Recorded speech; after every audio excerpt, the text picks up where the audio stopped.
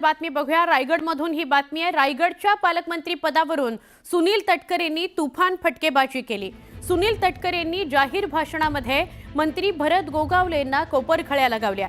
पंचांनी दिलेला निर्णय काहींना पटत नसतो, पण नंतर लक्षात येतं की आरडाओरडा करण्यापेक्षा निर्णय देणारा पंच योग्य असतो, हे अनेक वेळा बघायला मिळालेलं आहे. असा मिश्किल टोला तटकरेंनी लगावलेला आहे. तसंच पंचांनी निर्णय घेतला की अपील करा, मात्र अपील एका विशिष्ट मर्यादेपर्यंतच करा, असा सूचक सल्लाही त्यांनी दिला.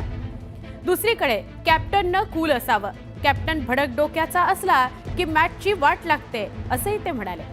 रायगडच्या पालकमंत्रीपदी अदिती तटकरे यांची नियुक्ती झाल्यानंतर भरत गोगावलेंच्या समर्थकांनी नाराजी व्यक्त केली होती. यामुळे रायगडच्या पालकमंत्री पदाचा निर्णय स्थगित करण्यात आला.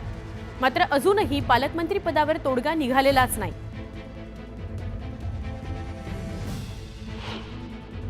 पंचांनी दिलेला निर्णय काही लोकांना पटत नसतो म्हणून सांगतात की आम्हाला करू दे का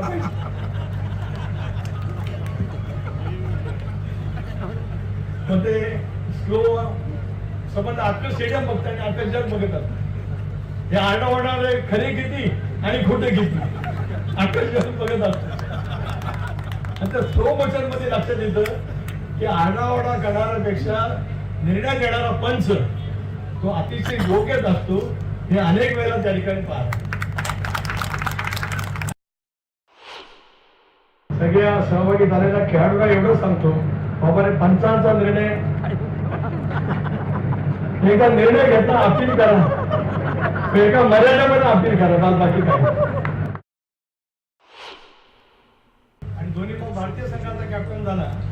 कूल कॅप्टन कूल राहणं हे सुद्धा महत्वाचं असतं. राजू कॅप्टन नेहमी कूल असला ना का त्याला यश आपोआपच असतं. तो भडक डोक्याचा मग सगळे खेळाडू पण भडक डोक्याचे, मग ते सामन्यातच वाटत होतं. कॅप्टन कूल, या कॅप्टन कूल नंतर दुसरा कॅप्टन कूल कोणाचा तो मिथुन. ही सगळी गुणवैशिष्ट्य आहे.